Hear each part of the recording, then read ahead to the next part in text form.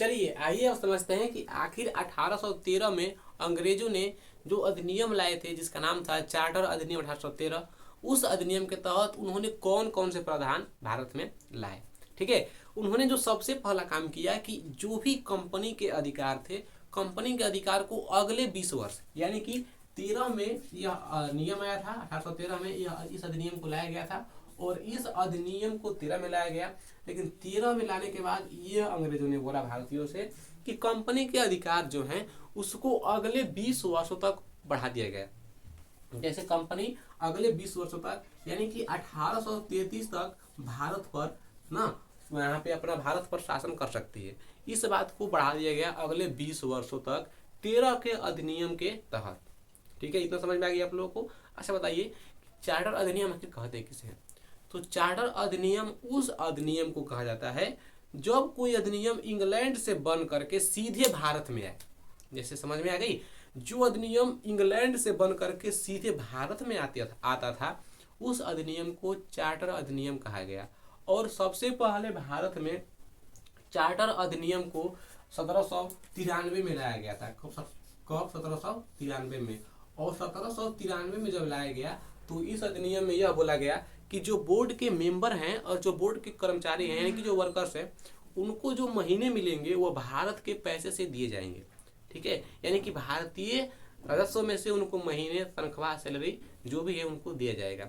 और उस अधिनियम के बाद आया ये 1813 वाला अधिनियम। और इस अधिनियम में अंग्रेजों ने ये बोला कि आखिर जो कंपनी के अधिकार हैं वो अगले 20 वर्षों तक और रहेंगे। ये तो इसकी पहली प्रावधान, इसमें जो नियम में दर्शाया गया यह पहला इन लोगों का कार्य है। साथ ही जो कंपनी भारत में है यानी कि जो कंपनी भारत के साथ व्यापार करती थी, सपोज जैसे हमारे घर में कोई मेहमान आया हुआ है और हमसे ही बात नहीं कर रहा है, तो फिर उसके आने का हमारे घर में रहने से फायदा क्या है बताइए? तो कुछ फायदा नहीं है, जैसे आए हैं वैसे निकल जाइए, सीधा बात यहाँ पे ऐसे था। लेकिन अंग्रेजों ने ऐसा नहीं किया।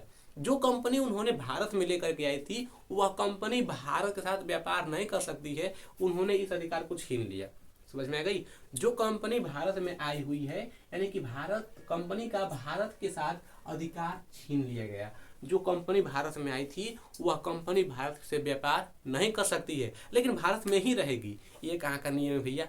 वह नियम अंग्रेजों ने लाया था भारत में। ठीक है, और छीनने के बाद देखिए इसका व्यापार केवल भारत के साथ छीना गया है, लेकिन चीन के साथ और बाकी पूर्वी देश का मतलब जैसे बांग्लादेश हो गया ना, और उधर म्यांमार, इंडोनेशिया ना, उधर जितने भी देश हैं जो कि पूरब साइड में आते हैं।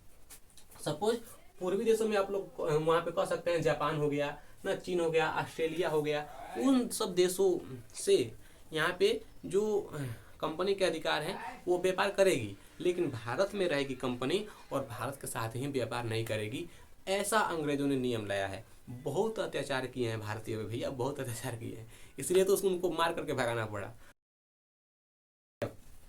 ठीक है, यहाँ पे कंपनी के अधिकार को 20 वर्षों के लिए बढ़ा दिया गया। और साथ ही जो भी अलग देश थे, जो चीन थे, पूर्वी देश जापान, मालदीव ना, मालदीव तो दक्षिण में आ गया, जापान, बांग्लादेश ना, उधर म्यांमार हो गया, थाईलैंड हो गया, जितने भी देश थे, रूस, चीन, वे सब के साथ व्यापार करेगी कंपनी, लेकिन भारत की में रहेगी कंपनी और भारत का व्यापार नहीं करेगी। ऐसा उनका प्रावधान था। ठीक है, इतना हो गया।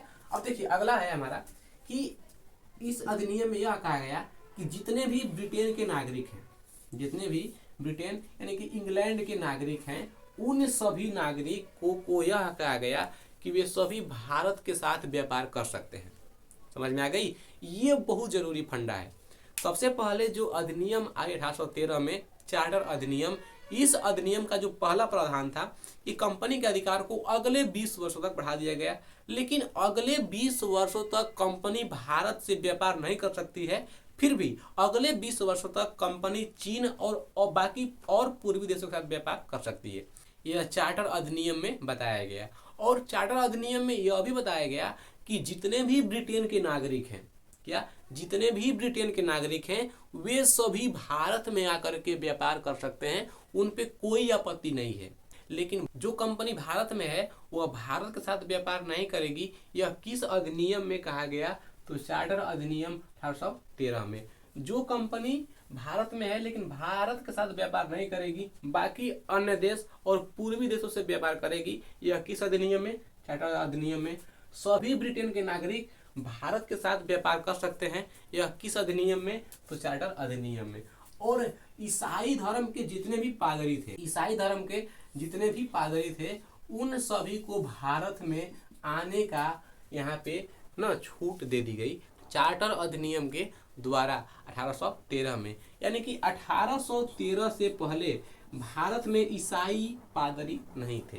ध्यान दीजिएगा, ईसाई पादरी उसे कहते हैं जो कि जैसे भारत में हिंदू धर्म में क्या है कि हिंदू धर्म में साधुओं को बोलते हैं माने साधु जी, जैसे जो प्रमुख जो पूजा पाठ कराते हैं।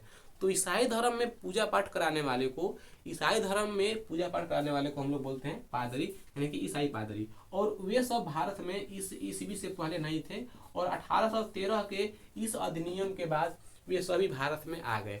जब कंपनी का अधिकार पत्र 20 वर्ष हो गया तो 1833 में अंग्रेजों ने और एक नियम ला दिया, और उसको हम लोग पढ़ेंगे अगले वीडियो में।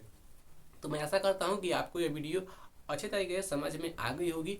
एंड मिलते हैं एक अगली वीडियो में एक नए टॉपिक के साथ। तब तक के लिए धन्यवाद।